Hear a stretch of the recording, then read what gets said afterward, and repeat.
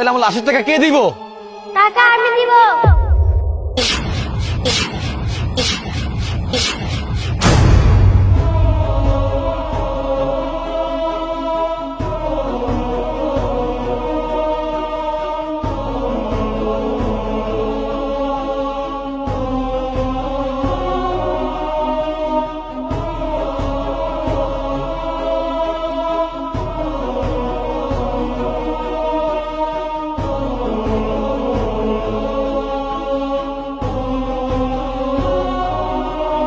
Uncle, আমি না আমার বাবারে কোনোদিনও দেখি নাই।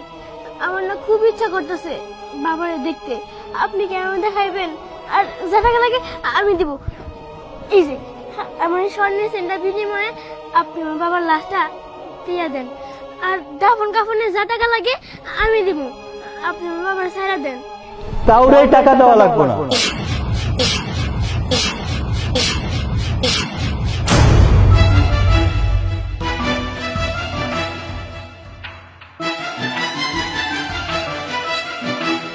টাকা আমি লাগেজ ভর্তি নিয়েই আইছি। বাজান তুই পয়সা আসস? এখন আবার আমি বাজানো হয়ে গেলাম? আরে একটু আগেই তো কইলা আমার শরীর থেকে নাকি পচা গন্ধ বাইরাইছে। গন্ধ লাগতাছে, লাশটা ফালাই দে। এখন আবার বাজান করে রাখতেছো? সি বাজান সি, লজ্জা করো তোমার? আরে আমি কারে বাজান রাখি? তোমারে। আর তুমি তোর বাপ না। তুমি আমার জন্ম দিছো, মনে পড়ে তোমার? আমার তো মনে হয় না যে আমি তোমার অরুজার সন্তান। আমার তো মনে হয় তুমি আমার রাস্তা থেকে কুড়ায় নিয়ে এসো, শুধু তোমার প্রয়োজনে ব্যবহার করছো। দরকার পড়ছিল আমারে, বিয়া করাইছো, মেলা টাকা যৌতুক নিয়ে বিয়া করাইছো। একটা সময় সংসারের অভাব শুরু হইলো, আমার ঘরে নতুন একটা ফুটফুটে সন্তান আইলো। তুমি আমার সন্তানের মুখটাও ভালো করে দেখতে দিলা না। কথা উঠাইলা সংসারের অভাব, তোর বিদেশ যাওয়ান লাগবো। কোনোভাবে জমি বিক্রি করে আমার বিদেশ পাঠাইলা। গেলাম প্রবাসে, গিয়া 5টা বছর তুমি করে জানে খাইটা টাকা পাঠাইলাম। দিন রাত পরিশ্রম করলাম, সে পয়সা কামাইছি সব আমি তুমি করে দিছি। নিজে ঠিক মতো 3 বেলা খাই নাই, খালি চিন্তা করছি আমার পরিবার কেমনে ভালো থাকবো, আমার ফ্যামিলির লোকজন কেমনে ভালো থাকবো। জানো বাজান, 5 বছর পর হঠাৎ করে আমার কাগজপত্রের মেয়াদ শেষ হয়ে যায়। নতুন কাগজ করতে যাবো, আকামা করতে গিয়া পারি নাই। পরে আমার পুলিশে ধরে আমার জেলখানায় পাঠায় দেয়। এই 2টা বছর আমি জেল খাচ্ছি বাজার। জেলে থেকে তো মনে আমি যোগাযোগ করতে পারি নাই। আর এইদিকে তোমরা ভাবছো মইরা গেছি। আরে একটা আমার যোগাযোগ বন্ধ হয়ে গেলে কি মইরা যায়? যে কোনো সমস্যা তো হইতে পারে, একটু অপেক্ষা করতে পারলা না? আর তুমি আমার বাজান, তোমার মনে কি একবার জানান দিল না যে আমার পোলা মরে নাই, আমার পোলা বাইসটা আছে? কি আর কমু, আমি তো তোমার পোলা না। পোলা হইলে তোমার মুখ দিয়ে কথা বাইরে বাজার যে ওর শরীর থেকে পচা গন্ধ বেরাইছে, ওর লাশটা সরাই লয়ে আসা, তুরে নিয়ে পালা আছে। আমরা প্রবাসে রেখে মানুষ না? এই বাজার কও না কেন, আমরা প্রবাসে রেখে মানুষ না? তোমরা শুধু আমাকে টাকা পয়সা আশা করো, একবারও চিন্তা করো না আমরা ভালো আছি কিনা, আমরা খাইছি কিনা, আমাদের কি অবস্থা। প্রবাসে পাঠাই দিলে তোমরা পর করে দাও কেন বাজার? তোমার কি সন্তানের প্রতি একটু মায়া হইল না? আচ্ছা ভাবলাম তুমি মনে করছো 2 বছর আগে মরে গেছে, লাশটা তো একবার খুলে দেখতে পারতা, আসলে তোমার সন্তান কিনা। না, তুমি তাও দাও নাই, তুমি কে পাষণ্ড বাবা। একজন প্রবাসী কখনোই এমনটা আশা করে না। সে টাকা পয়সা ধন সম্পদ কিচ্ছু চায় না, চাই শুধু পরিবারের একটু ভালোবাসা। তোমরা সেইটাও দিতে কার্পণ্য করো। আর আমার বোন, তুই কি কইলি তোর কাছে টাকা পয়সা নাই, তোর বিয়া শাদী হয় নাই, কই থেকে টাকা দিবি? কেন, আজ থেকে 5 বছর আগেই তো বাজারে আমারে কইলো তোর বোনের জন্য আলাদা টাকা রাখতে হইব, ওরে ভবিষ্যতে ভালো করে বিয়ে দিতে হইব, ধুমধাম করে বিয়া দেব, পুরো এলাকার মানুষ দাওয়াত করে খাওয়াবো। তোর জন্য আমি একে একে 5 লাখ টাকা পাঠাইছি। তোর টাকা তো ব্যাংকেই জমা আছে, তাই না রে?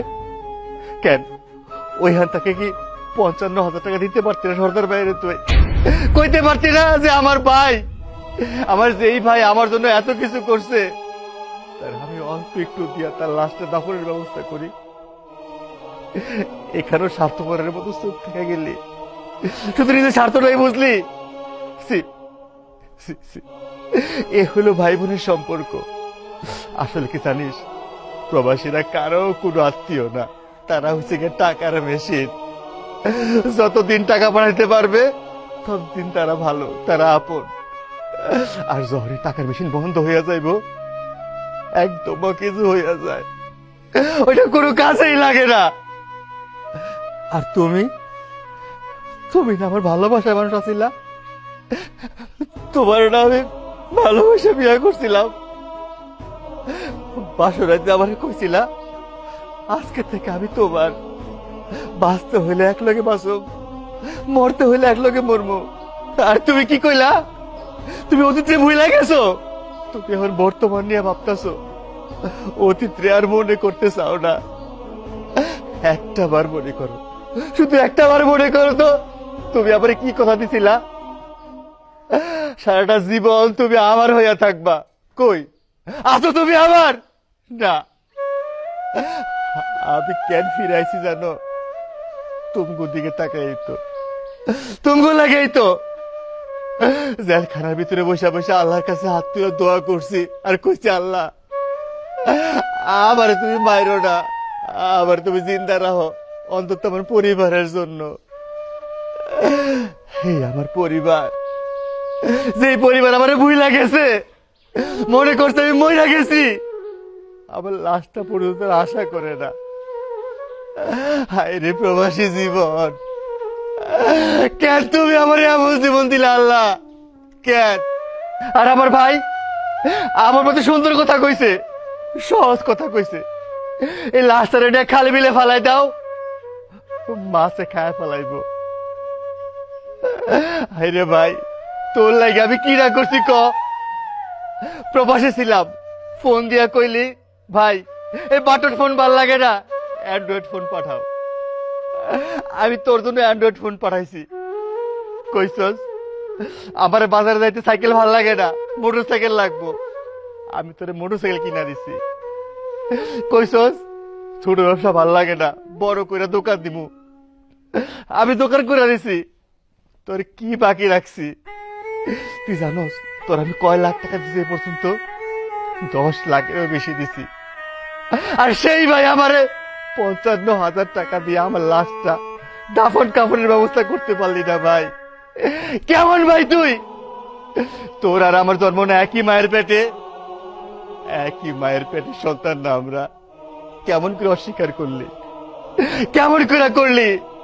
ভেতরটা কি একটা বারো খাইপা উঠলো না রে ভাই? ও ভাই, ও ভাই রে, মায়ের নারী সেরা দল ছিলাম আমরা, আর তুই আমার সেই নারী থেকে আলাদা করে দিলি। আমি কোনো দিনও আশা করি নাই, তবে হ্যাঁ, দেশে ফিরে এসে আমি সব হারাই ফেলছি, আমার কিচ্ছু নাই।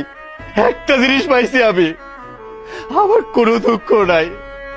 আমি মনে করি আমার বাপ মরে গেছে, আমার বোন মরে গেছে, আমার বউ মরে গেছে, ভাই মরে গেছে, কিন্তু আমার এক ফোঁটা রক্ত এখনো আছে। সেই রক্ত কোনোদিন রক্তের সাথে বেইমানি করবো না। আমি বুঝে গেছি আমার সন্তান জন্ম হওয়ার পরে ছোট রেখে গেছি, ওর তো মনে থাকার কথা না যে ওর বাপ কেমন, কিন্তু দেখছো ঠিকই বাপের জন্য দৌড়ে আইছে। আমার মায়ের জন্য আমি কিছু করতে পারি নাই। এই একটা চেন পাঠাইছিলাম, যেমন ছোট্ট মায়াটার গলায়, এই চেনটা দিয়ে রাখো। আমি আমি খুব খুশি, আমি খুব খুশি। আমার মাইয়া কইছে এই চেন বেচে আমার বাপের দাফন কাফন করো। আমি আর কিচ্ছু চাই না দুনিয়াতে, আমার আর কিচ্ছু লাগবো না। আমার এই সম্পদ যদি থাকে, আমি কারো ভালোবাসা চাই না। আমার ভালোবাসার সম্পূর্ণ পূর্ণতা পাইছে বাসা, কিন্তু আমি আর তোমার মাঝে থাকুন না, আমি চলে যাবো। সর্দার ভাই